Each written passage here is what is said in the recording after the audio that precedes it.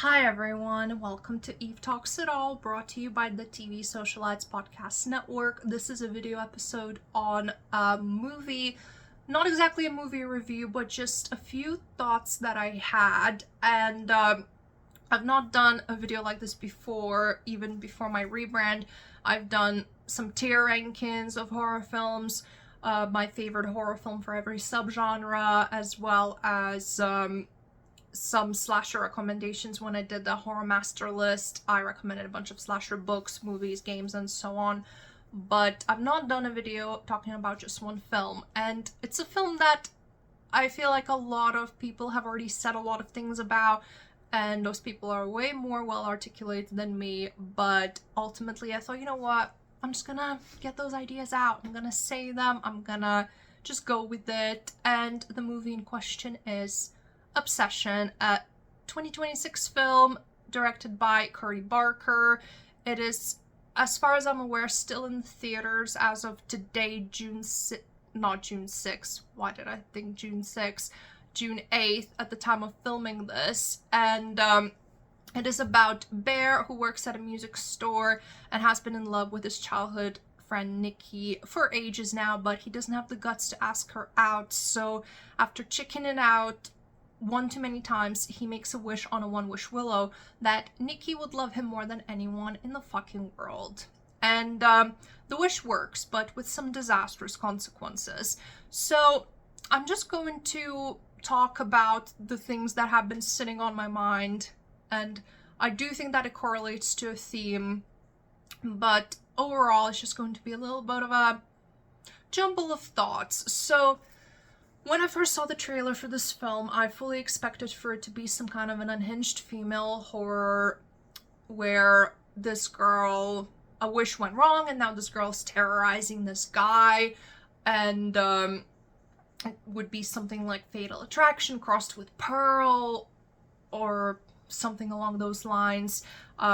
Any other unhinged female films kind of left my brain there for a second, but especially the scenes from her in the trailer when it came to the famous no, don't do that scene, or when she is on Bear in the trailer screaming, why don't you love me, and he's shouting I love you. Obviously those scenes out of context, they look from darkly hilarious to outright terrifying, making us fear for Bear, obviously. And when you see the whole movie, you definitely come away with a different picture.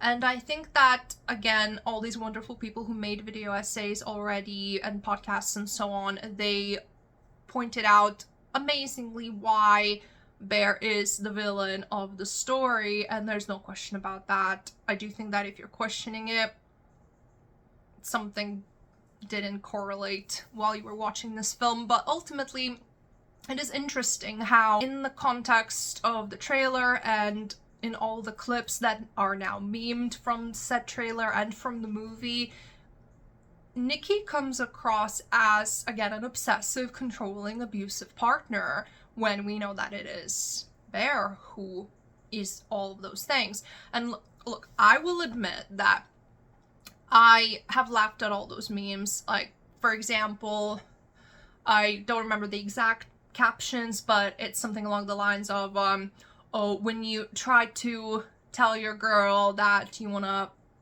go out with the boys, and it's Nikki doing the no, or the cuddling scene, not from the trailer but from the actual film, when Bear tries to turn away or leave the bed and Nikki yells stay. I'm not gonna lie, I did laugh at the theater because it was so darkly hilarious. And again, I feel like that is definitely being memed. I mean, literally, when you try to stop spooning your girl and she wakes up and notices, or something like that. Also, when he tries to tell her that he's going to Ian's thing and she's not invited while she's in the shower, I imagine that scene would get memed, you know, when you want a game with the boys, but it's meant to be a quality time with the girl, like all of that stuff, you know. It's really I mean, I have laughed at those memes, and they're funny memes, but I also see comments from people under those memes who have not seen the film, and they basically think, oh, it's just another obsessive, abusive, unhinged woman film then, but it is so much more than that, and obviously those people who have seen it, they know that, again, this is so much more than that. And then you think, well, surely I would trust that someone who makes a film like that, they wouldn't purposefully put out marketing in a way that would undermine the movie's purpose and make Nikki look bad. And I think that is definitely intentional, and the choice for Nikki's character to act like that is definitely intentional, because a lot of the stuff that Nikki does is mirroring some kind of a controlling, abusive relationship, and there have been comments of men and women saying that this is exactly how my partner acted. Well, maybe not exactly, but you get what I mean. Like, the principle was the same. Them wanting your attention at all times, them not seeming to have a life of their own or hobbies of their own. They're literally just so absorbed with you, and them freaking out at the thought of you going off spending time with anyone else, let alone someone that could be a potential romantic interest. And I sure would hope that no one is putting up with someone watching them sleep or taping their door shut, but the world is a dark place, and obviously it's all exaggerated for movies purposes, but a lot of what Nikki does is, on its own, a controlling, toxic, abusive pattern of behavior. I said on its own and then I said pattern, but what I meant is that if you isolate her behavior, if you just look at her behavior throughout the film, then yeah, it looks absolutely crazy. Especially, obviously, the whole feeding the cat to Bear and making a shrine with the cat's body and everything around for Bear. It's absolutely crazy. But again, I do think that the way that she is acting is completely intentional, and I do think there are a couple of reasons for that. So I just keep on segueing. Again, this doesn't have like the most thought out structure. I'm kind of just trying to get these thoughts out of my head. Camera.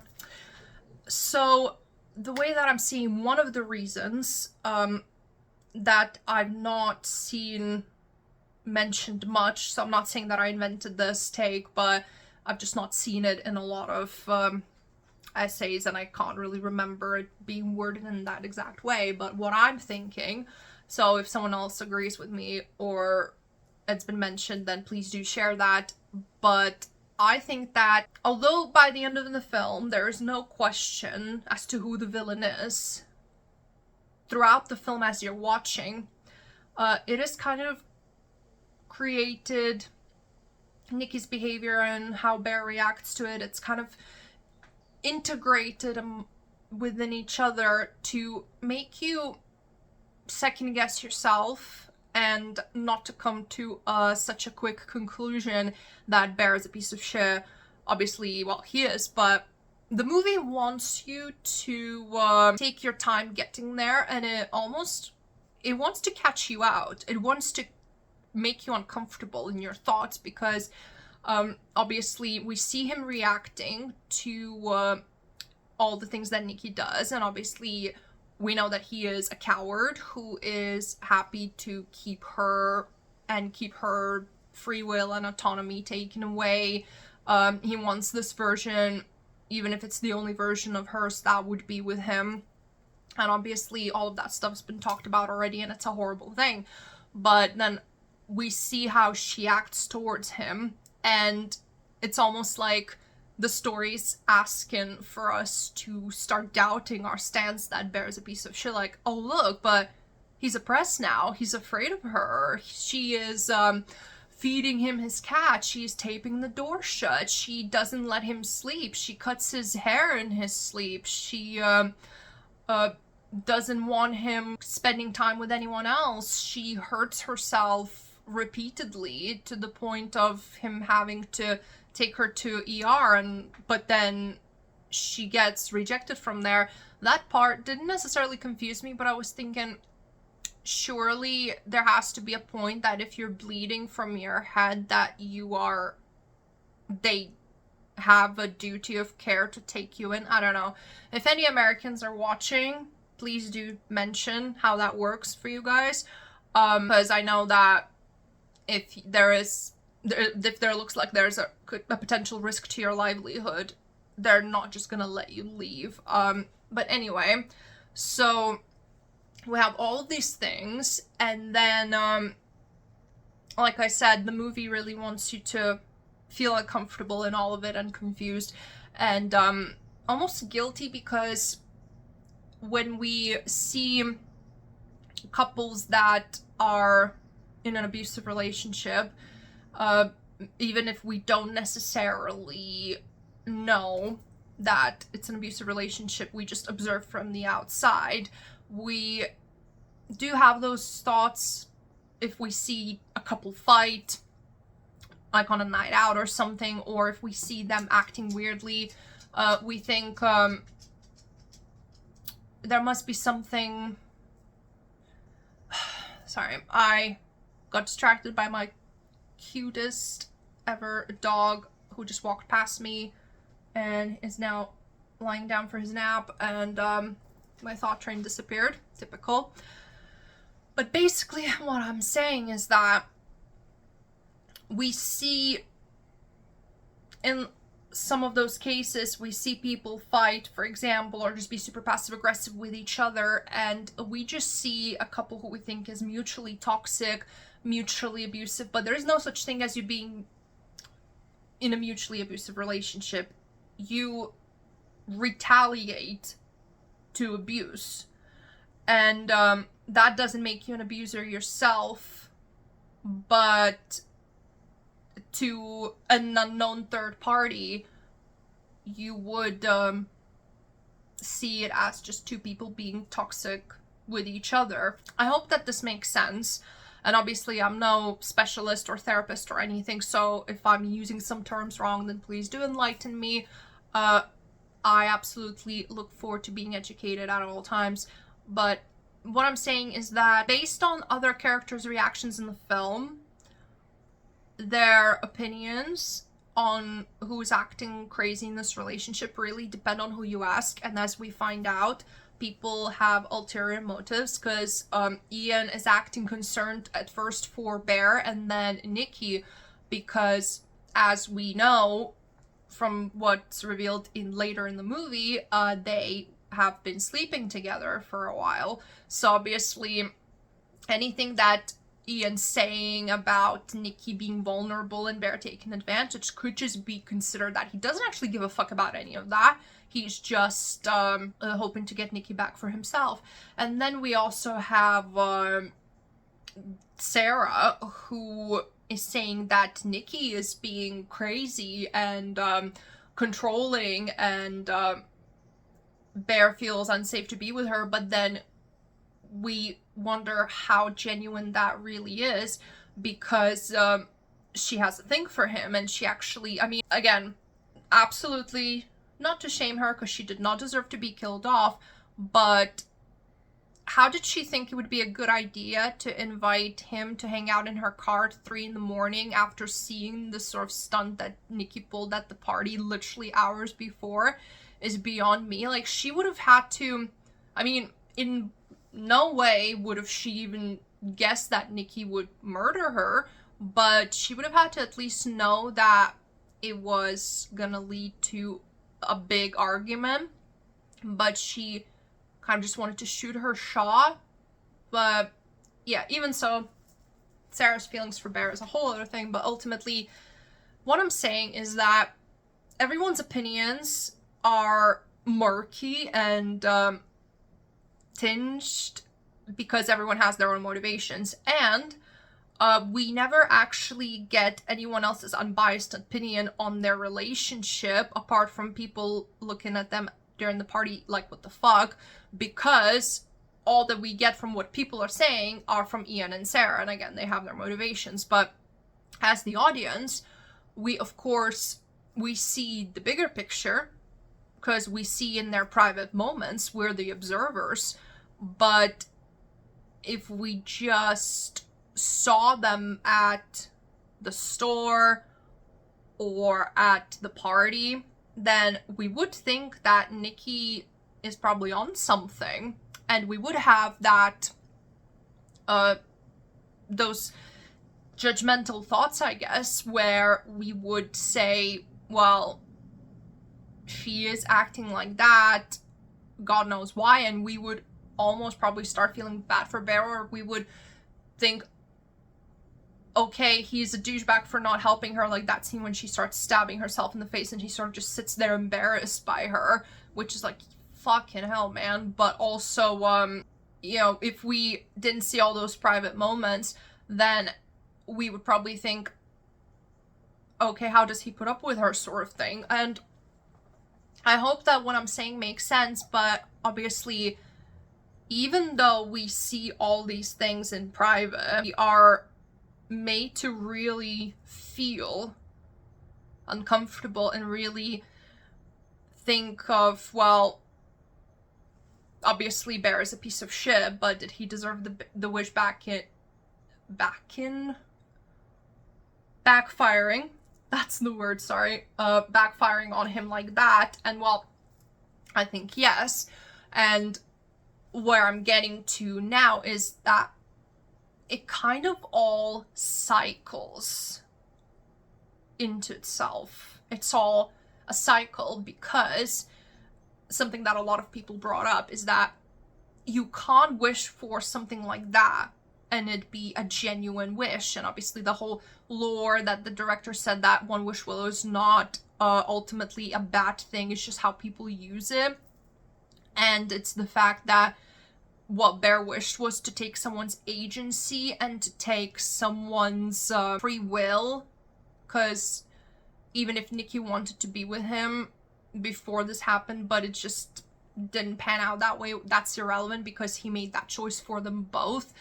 And obviously, if anyone had any doubts, if we had any doubts, if we were made to second guess ourselves, then the whole thing with Nikki asking Bear to kill her and him being like, what's so bad about being with me, like, Jesus Christ, man. And then the whole her killing Sarah and saying, this is what you wished for, this is what you're getting. And what I think is that I really do agree with people saying that something born out of pure, again, Bear is the one who's obsessed with Nikki. Some people really they thought it out really well and pointed out that a wish born out of these feelings of obsession, possession, entitlement, of righteousness, thinking I deserve this person because I'm so nice. Again, like, this has been talked about, so I'm not gonna repeat other people's thoughts, but it does make sense, right? That it doesn't matter how exactly One Wish Willow manifests. People are discussing it, whether Nikki was possessed, whether it was just Wish Nikki, like alteration of Nikki, whether it was Bear's feelings kind of supernaturally transporting into Nikki.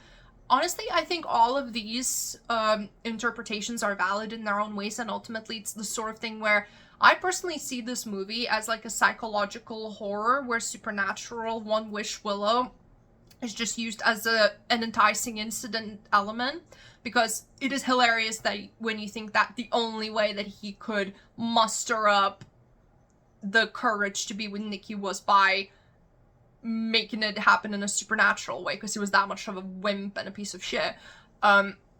Obviously, I was saying to my fiance that technically this movie wouldn't have needed a supernatural element, but then it's funny when you think that the whole reason the movie happened was because of a supernatural element. Does that make sense? So I don't think that it's necessarily, I don't think that it was required for there to be an explicit explanation of how this One Wish Willow works.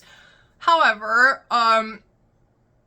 like I said, despite whatever you think, this wish is and how it manifests in Nikki, it's the fact that it mirrors what Bear wished for, and it mirrors Bear's feelings for her, because, of course, again, Bear had no genuine feelings for Nikki because of all the reasons that people said.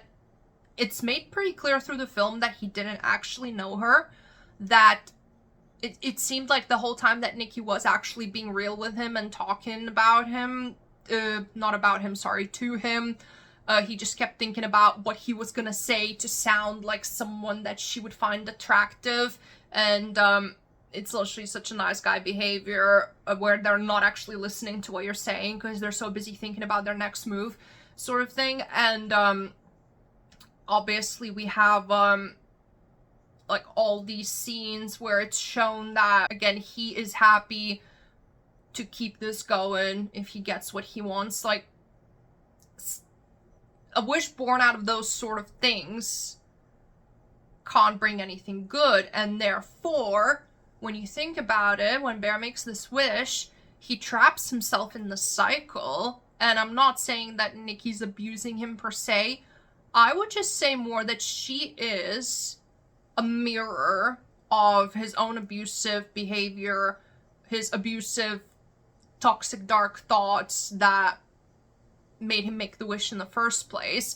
And what Nikki is doing is a more extreme, a more tangible version of what he's doing to Nikki. And again, people pointed out that when you think about it, watching him sleep because she's afraid to go to sleep, because she feels trapped in her own body. Again, what Bear did, her wanting Bear to stay in bed, is because she feels trapped in her own body, so she wants Bear to feel trapped in the bed. Same with taping the house shut. She literally is a prisoner because it seems like it hurts her to be away from Bear, and she just stands there for hours. So she wants Bear to feel trapped in that way too. She wants to literally kill herself to break out, and it gets to the point where she's not afraid to show other people.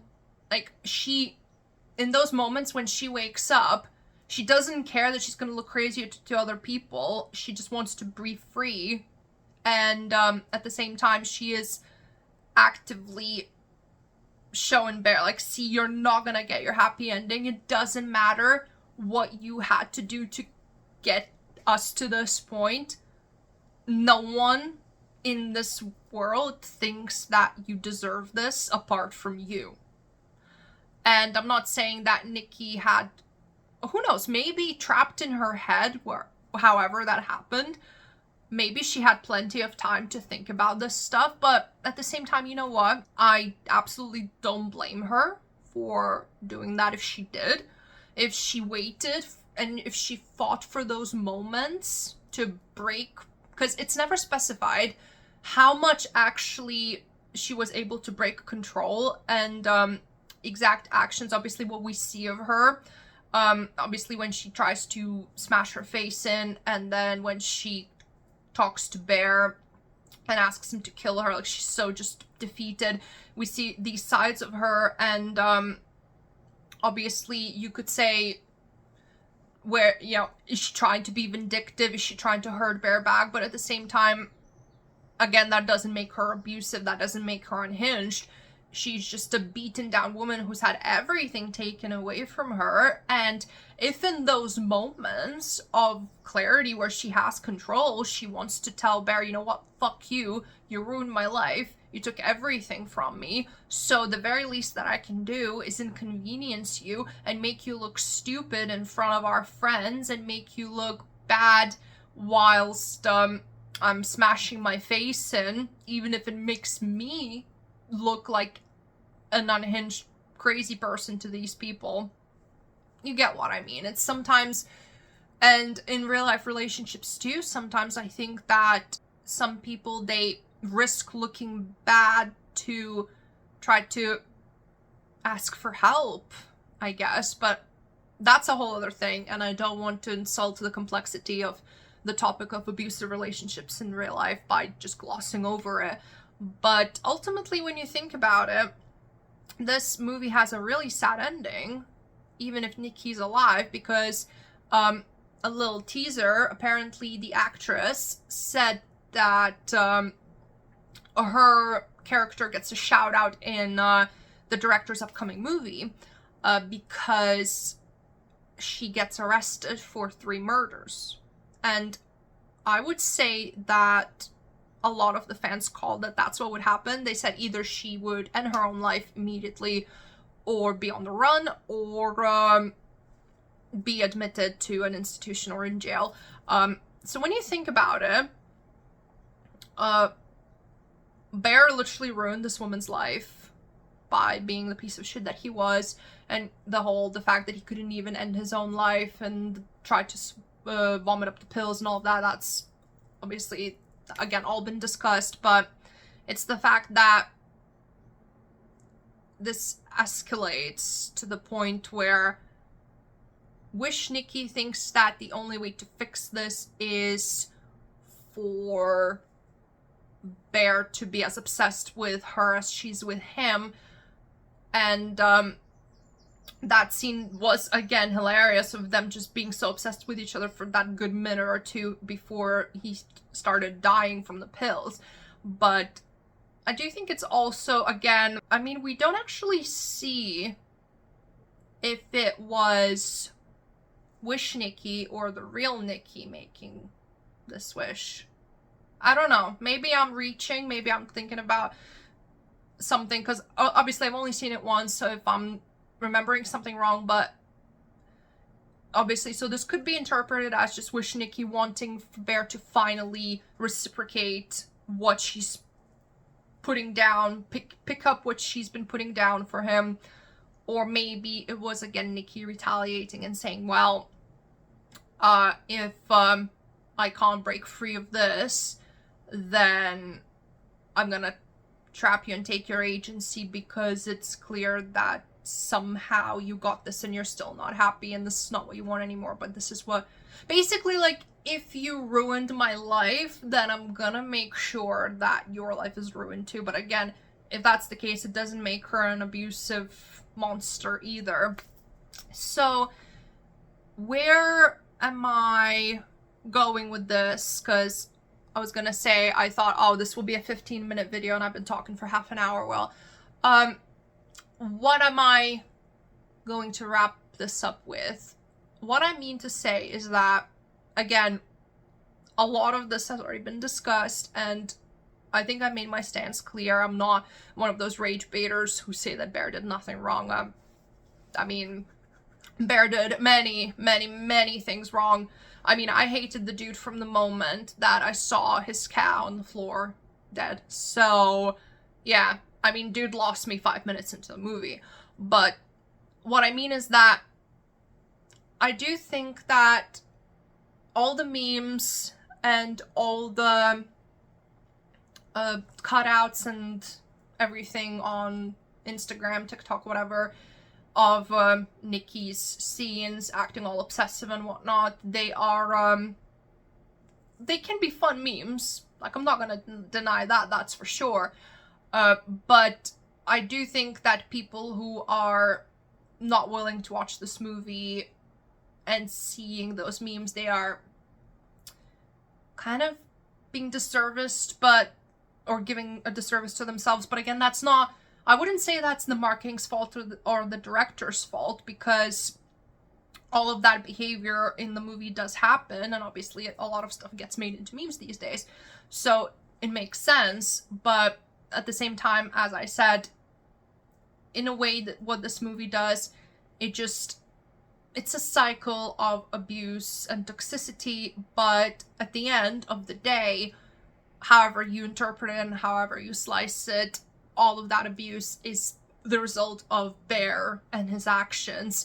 And whether or not Nikki inflicts certain controlling and toxic actions towards him or herself, it is created by him, and it is his fault, and her retaliating or exhibiting behaviors that technically mimic those of abusive, controlling behaviors in real life. It doesn't make her an abuser necessarily in this situation. She's just retaliating at the fact that her whole bodily mental autonomy was taken away by an entitled incel jackass. So, that is my thought jumble on this movie. Obviously, I could say a lot more, but again, a lot of it has been said. But yeah, it's definitely one that stays with you because it's so real, and the supernatural element is just a nice little wrap on this gift given to us by Curry Barker. So, if you like this, then please do comment, please do discuss. If you agree with me, if you don't agree with me, that's completely fine. But yeah, I hope to see you next time.